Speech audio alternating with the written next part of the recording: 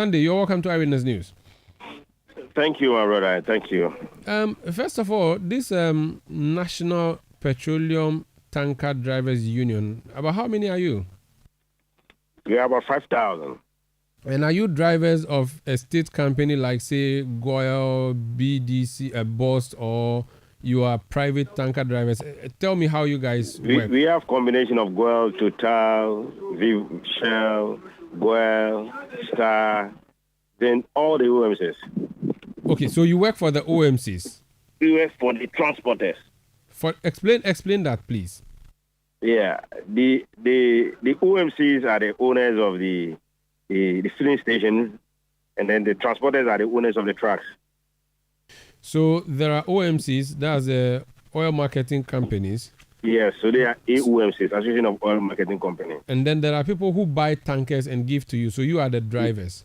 We are the drivers, yeah. Now, these people who buy the tankers, is it like a personal thing? I buy a tanker like people buy a taxi and give to someone to drive and do sales. Is that how it works, or how do you do your things? Okay, the transporters engage the drivers and the OMCs engage the transporters.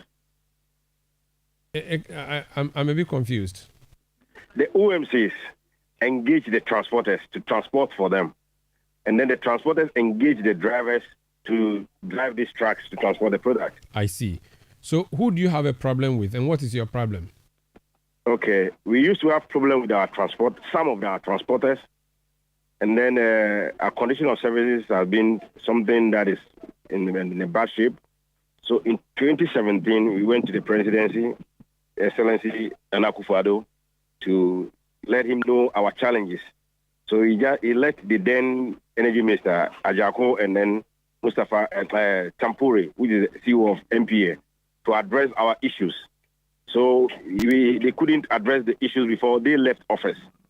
So when Amewu came to office, Honorable Peter Amewu came to office, we went to the presidency again, and an emergency stakeholders meeting was called for, and then the OMCs and the transport, Peter Amewu told the OMCs, the transporters, that they should go and pay us, and the long-term plan is that they have to create a pool that will put all the drivers into it. Because why do I say so? The UPPF price build-up, the tanker drivers have margin in there, so they will pull out that margin and put it in a pool and pay the drivers directly. That will be a long-term plan. So when Amewu left office, and then Napo and Dr. Hamid came in, Dr. Hamid has done a tremendous job for us. He called us together, formed a committee. Energy Ministry was part, Labor and Employment was part, NPA was part, tanker owners are part, tanker drivers are part. So we drafted this framework to work for all of us so that the tanker drivers can be paid and pay well. Their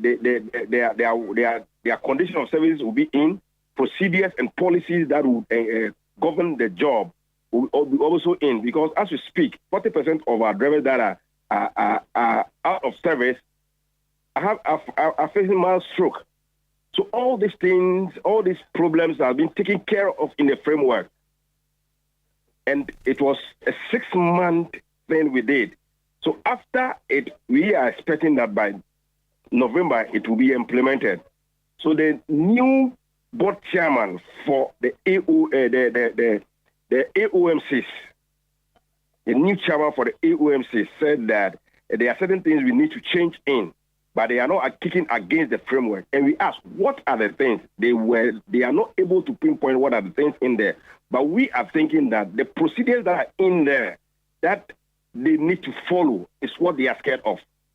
So I know that in research, when you do research, if you don't start the policy, you cannot pinpoint that this or this will go wrong. Until the policy is being unfold, then things you think is not good, then we sit down again and address it. But as we speak, they are holding us onto ransom. And we also know that the NPA Act 2251 says that when the board signs any document or approves anything at NPA, it becomes law-binding. So some of the tanker owners and the OMCs have gone to the board members to tell them things that are not right. So the board members have not approved this framework. That's what we are waiting for the board to approve. So we petition the president to talk to the board to approve the framework so that we can go to work. I see. Okay, so try and again break this down for me so that it will make sense to me. I used the taxi driver earlier when I was introducing you. Someone buys their vehicle and give a taxi driver, go and do this job, this arrangement. Either I'll pay you weekly or you bring me so much or whatever. How different is yours? And why should the OMCs be bothered about an agreement you have with your truck owner?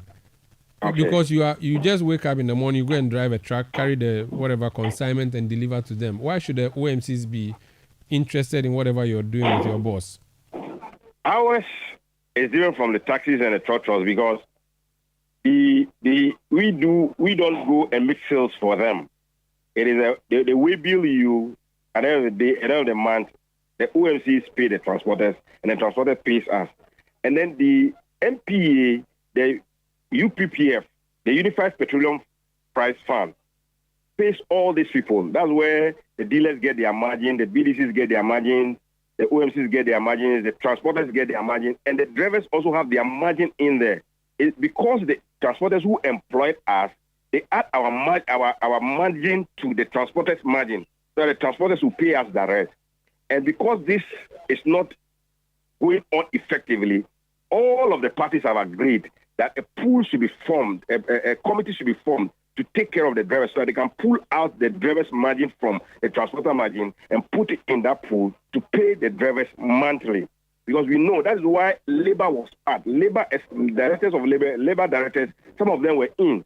So they advised that because if you employ me and I'm working for you, and we invite Kweku Menu to come in to do another agreement for us, if the two of us agree that Kweku Menu should come in, the agreement that we'll do with Kweku Menu supersede the agreement you and I have. So all the stakeholders have agreed that a pool should be created. The funds should be put in there. So the agreement we have with our transported directly is nullified. So the framework that we do now, that's what stands, because all the parties have signed and confirmed that they are ready to go with this framework. Okay. That's clear now. Explain to me what the role of NPA is in this mix, if there's any role at all. They are the regulators. They give these monies out. They pay the OMCs.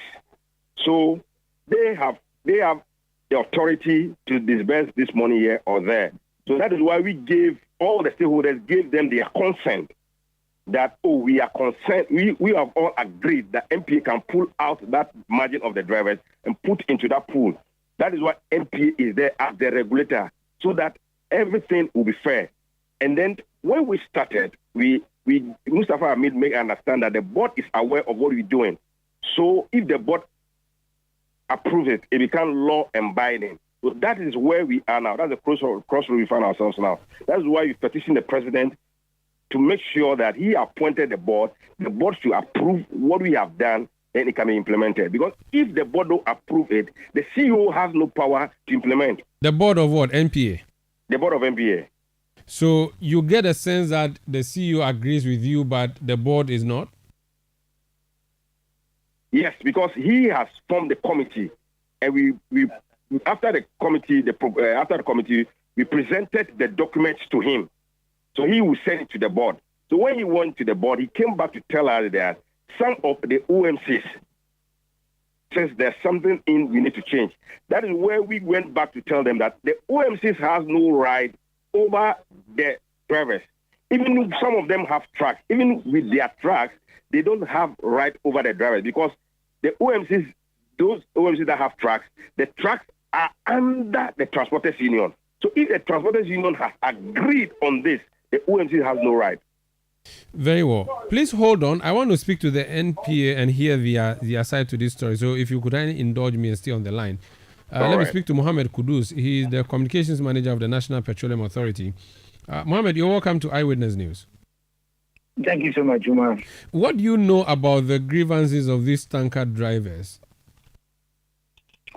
Let me say good evening to you. Good evening to your cherished and wonderful listeners. Obviously, like the history rightly narrated by Mr. Alabi, this has been a burning issue on the table since my chief executive actually joined the authority. It's something that he inherited, and he decided to be directly involved in it because of the impact of their actions on the flow and access of the fuel products across the length and breadth of this country. So it is to that effect that he facilitated a meeting that brought the various interested parties to this whole conversation to a round table. And basically, we are talking here of the drivers, the tanker owners, and the oil marketing companies. Yes, Ms. Anabi has actually alluded to the Tanker Owners Association being the biggest stakeholder. But some of these Tanker Owners Association are again affiliates of the oil marketing companies. So you are not able to decouple the interest. And so we brought all of them together and I had a discussion. There was a committee that came out with a document somewhere last 2 months. The date precisely that actually just escaped him, but it was just around the close of the Ramadan where we met again. And then there were some disagreements around some of the points in the document. So my chief executive said that, okay, so NPA as a body does not have a direct stake in this whole discussion because it is a private arrangement between the employee who are the tanker drivers and the owners who are the tanker owners and for that matter the oil marketing companies.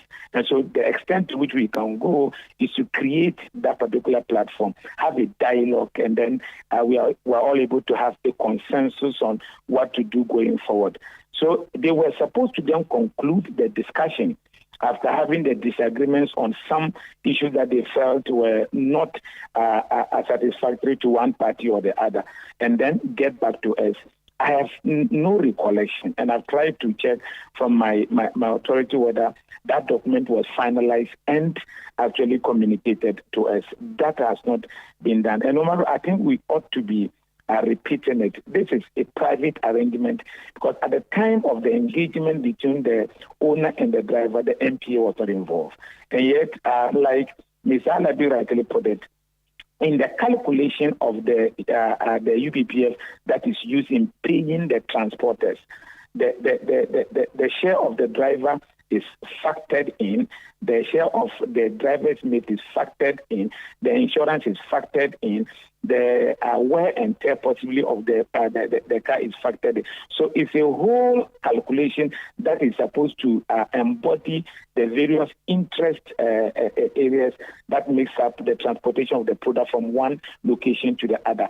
But that particular arrangement of paying the driver has to do with the driver and his employer, not the National Petroleum Authority. But the calculation on a liter of fuel that I pay, you've just said that there's a portion that goes to the driver.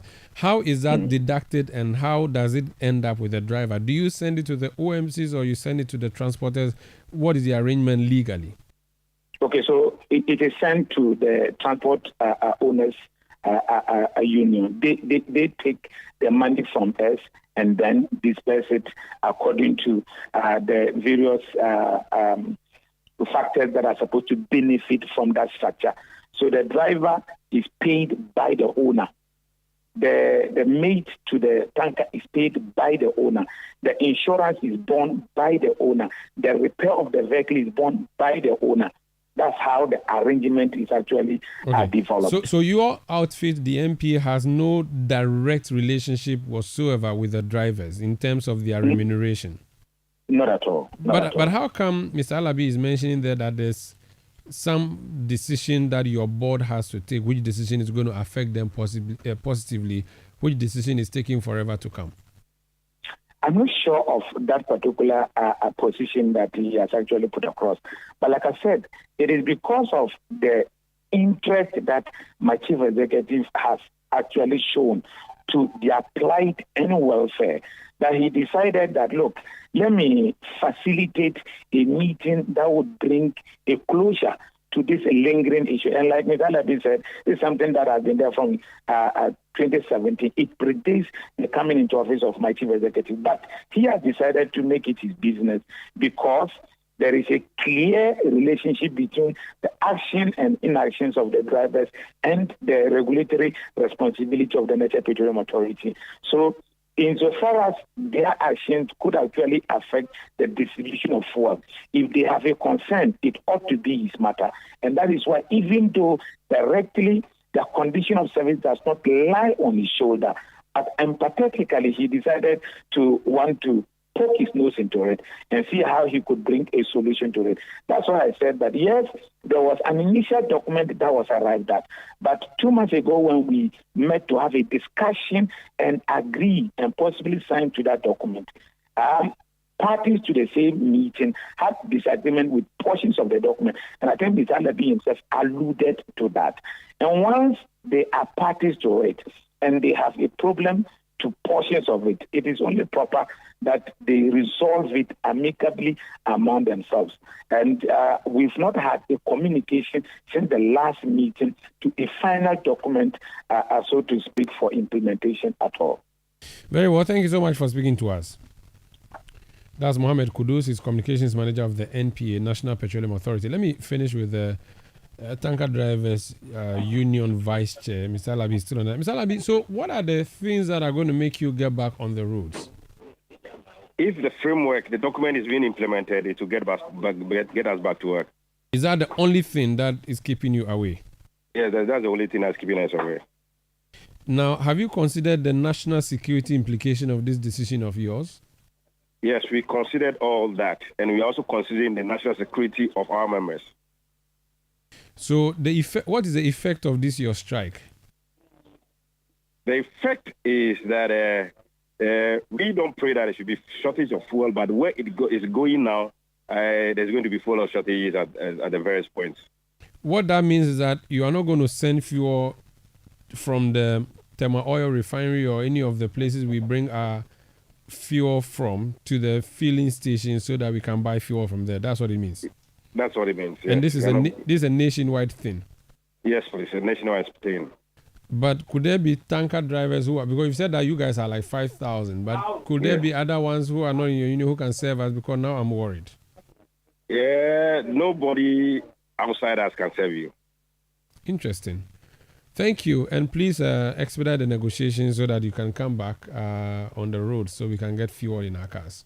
You also pray so.